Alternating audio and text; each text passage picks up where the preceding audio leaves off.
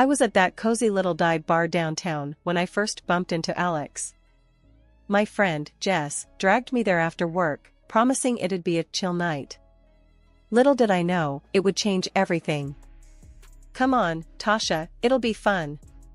Plus, you need to get out more," Jess had insisted, her arm looped through mine as we navigated through the crowded space, filled with the hum of conversations and the occasional clink of glasses. I was scanning the room, taking in the mismatched furniture and dim lighting, when I accidentally collided with someone. "Watch where you're going," I blurted out, before even looking up. "Sorry about that," a deep, amused voice responded. It was Alex. His apology came with a grin that, despite my irritation, I found disarmingly charming. Jess, ever the social butterfly, jumped in. "Oh, hey Alex. Didn't know you hung out here too. This is my friend I've been telling you about." Alex extended his hand, still smiling. "Nice to meet you, I'm Alex. Seems like fate's got a funny way of introducing us." I shook his hand, feeling a weird mix of annoyance and curiosity. "I'm Tasha. I'm sure fate's got better things to do," I retorted, trying to match his casual demeanor. We found a table, and the night unfolded with laughter and stories. Alex worked as a manager at a car company, a job that seemed to suit his confident, easygoing nature. "You gotta roll with the punches, you know? Can't let the small stuff get you down," he said at one point, shrugging off a question about work stress. I talked about my job as a kindergarten teacher, how every day was a mix of chaos and joy. Kids are brutally honest, no filters whatsoever. But it's refreshing, keeps you grounded, I explained. As the night wore on, I found myself drawn to Alex's straightforwardness and sense of humor. He didn't mince words, and neither did I. It was comfortable talking to him. "You two seem to hit it off," Jess teased, nudging me as Alex went to grab us another round of drinks. "I guess he's not too bad," I conceded, watching him navigate through the crowd with an ease that seemed to come naturally to him. When Alex returned, he handed me a beer, our fingers brushing slightly. "Thought you might like this one. It's my favorite."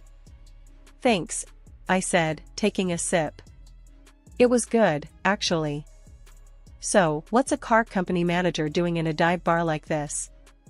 Shouldn't you be at some fancy cocktail place?" Alex laughed, a genuine, hearty sound. "Nah, this is more my speed. Real people, real conversations. None of that pretentious crap." The night ended with promises to meet up again, no specifics, just a mutual understanding that we'd both like that. As Jess and I walked back to her car, she nudged me. "See? I told you it'd be fun." And we didn't disappoint her by getting married 6 months later. After 5 years of trying and failing to start a family, life decided to throw us another curveball. My father-in-law, the one person in Alex's family who'd always been kind to me, passed away. That left Eleanor, my mother-in-law, all alone in that big, creaky mansion of hers. Alex thought it'd be a good idea to move in with her. "It's the right thing to do," he'd said one night, trying to sound convincing. "She's all alone now, and we can save some money on rent." I wasn't buying it. "Live with Eleanor? Are you out of your mind? She's made it pretty clear she can't stand me," I shot back, frustration boiling over. Our apartment might have been cramped, but it was our space, free from judgmental glares and snide remarks about my inability to conceive. Alex sighed, running his hands through his hair. "I know it's not ideal, but she's my mom and she needs us. Plus, we're barely scraping by as it is." I knew he was right about the money, but the thought of facing Eleanor's cold shoulder every day was like agreeing to live in a lion's den. "Fine," I finally agreed, but the minute she starts in on me about not having kids, I'm not holding back. The day we moved in, Eleanor greeted us with a forced smile that didn't reach her eyes. "Welcome," she said, her voice as chilly as the drafty halls of the mansion. "I suppose we'll have to make do with each other." "Thanks, Mom. We really appreciate it," Alex replied, ever the diplomat. I just nodded, not trusting myself to speak. The first few weeks were tough. Eleanor made no secret of her displeasure at having me around. "You're doing it all wrong," she'd snipe as I tried to navigate my way around the kitchen or tidy up the living room. Her words were like barbs, each one a reminder that I was an outsider in her world. One evening, as I was attempting to make dinner, Eleanor came in, watching me like a hawk. "You're cutting the vegetables too big," she commented, her voice dripping with disdain. I clenched the knife a little tighter, my patience wearing thin. "Well, Eleanor, why don't you show me how it's done, then? Since you're the expert," I shot back, the words bitter on my tongue. She huffed, crossing her arms over her chest. "I shouldn't have to. A proper wife would know how to do these things." That was the last straw. "Look, I'm here because your son asked me to be, not because I enjoy your company. So, how about you back off and let me cook?" Eleanor looked taken aback, her mouth opening and closing like a fish out of water. For a moment, I thought she might actually apologize, but then she turned on her heel and left the kitchen, muttering something about ungrateful children. A few months into our living arrangement with Eleanor, Alex hit me with a bombshell over breakfast. "I've been thinking, maybe you should quit your job and stay home," he said, not meeting my eye. I almost choked on my coffee. Quit my job? Why on earth would I do that? He shuffled his feet, looking uncomfortable. "Well, with Mom's health and all, we need someone to take care of her. And the house. It's a lot, and hiring a nurse plus a housekeeper? That's gonna drain us dry." I was floored. "So, you want me to become what? A full-time maid and nurse?" The thought of leaving my job, the kids I taught, it felt like he was asking me to give up a part of myself. "It's not like that," Alex protested. "It's just temporary. Until we figure something else out." I spent days mulling over it, arguing back and forth. In the end, the financial logic won out, but it felt like defeat. "Fine, I'll do it. But this is temporary, right?" I said, the word temporary tasting bitter. Transitioning from a kindergarten teacher to a full-time housewife was rough. I missed the chaos of the classroom, the joy of seeing a child's eyes light up when they learned something new.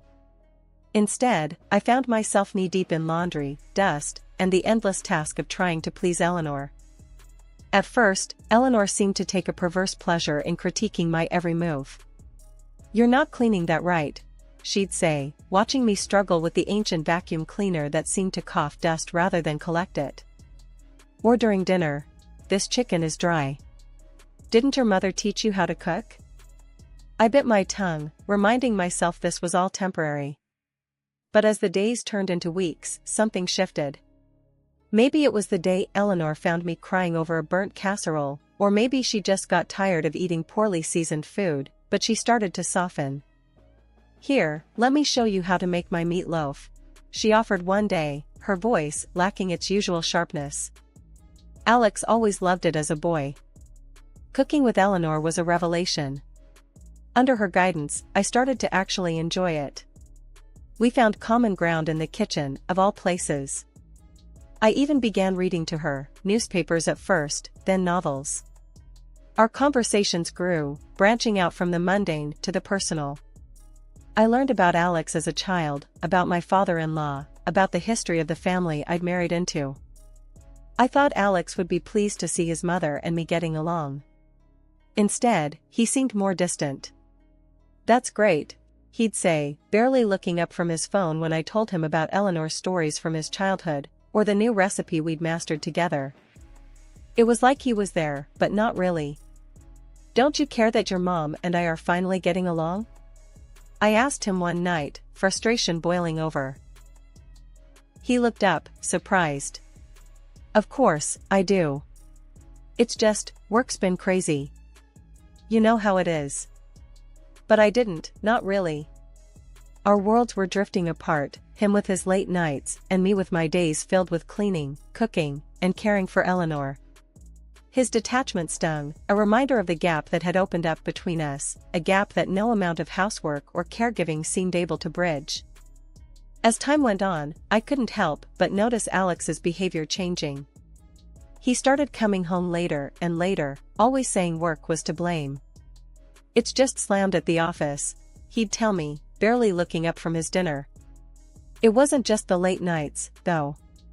He began sleeping in the spare room, claiming he didn't want to disturb me with his restless nights. Then there was Sarah, Alex's sister, who seemed to enjoy poking fun at me whenever she visited. "Nice place you've got here. Fits you perfectly, old and kinda sad," she'd say with a snicker, glancing around the mansion with disdain. Every time she showed up, it was like she had a sixth sense for when we were struggling the most.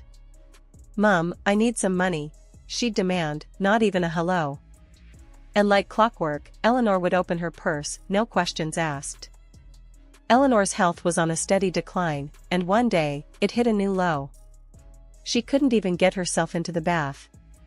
She called for Sarah, who was over at the time, but all she got was a cold shoulder. "I'm not here to bathe you, Mother." "Figure it out," Sarah snapped, before storming out.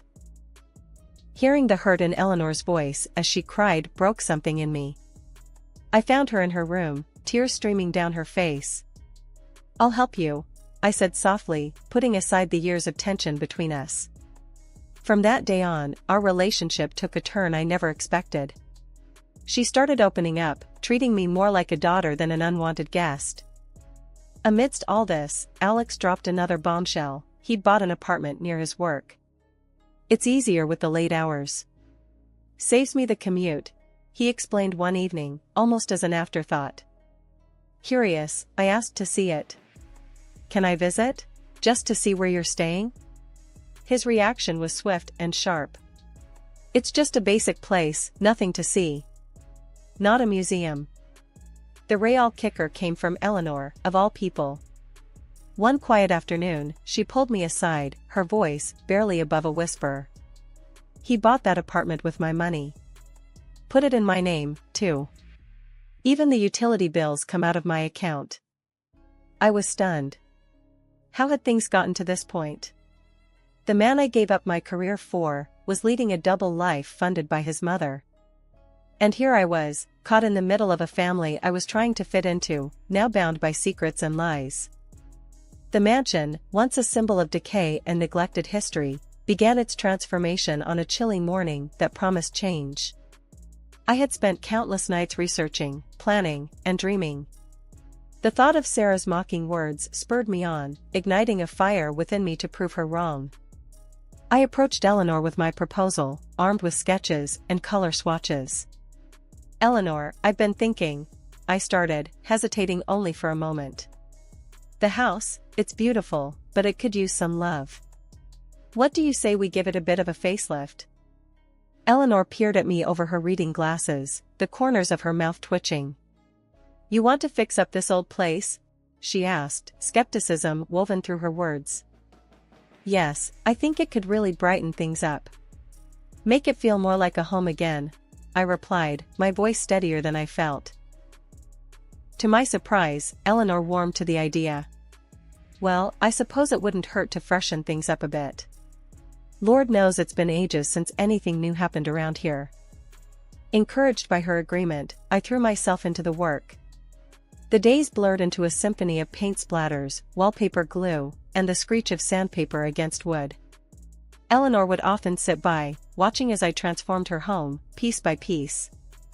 Sometimes, she'd even offer a tip or two, her tone softer, almost nostalgic. Back in my day, we would have chosen a more subdued color.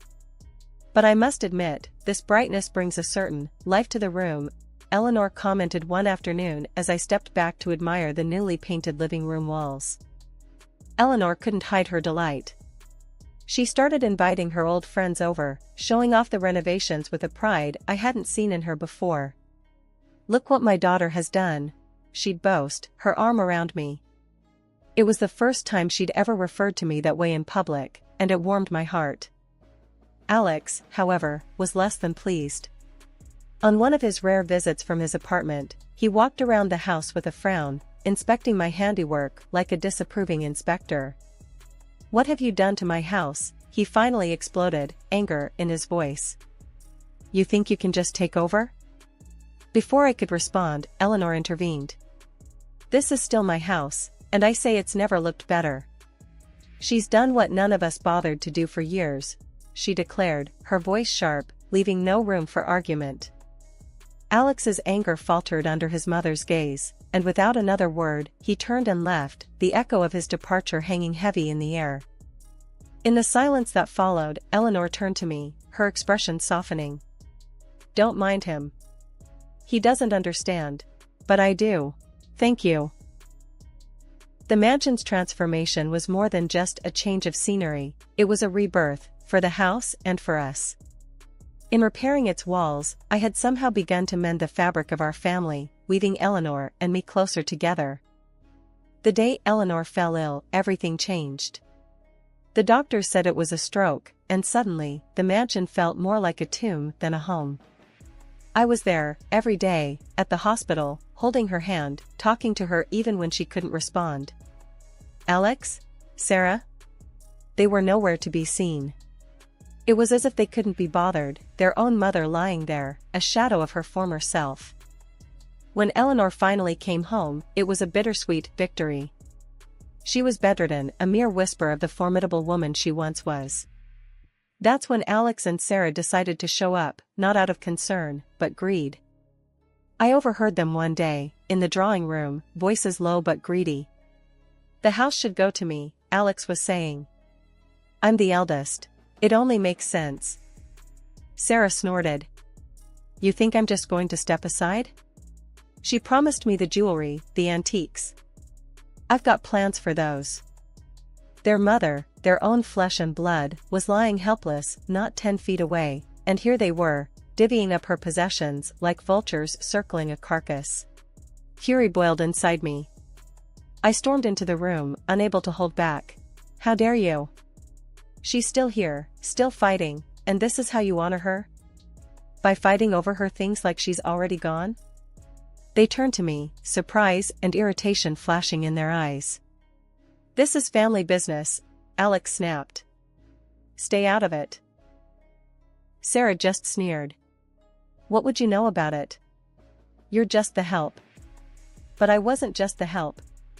I was the one who stayed by Eleanor's side, the one who cared. So, I did what they couldn't. I took care of her, day and night.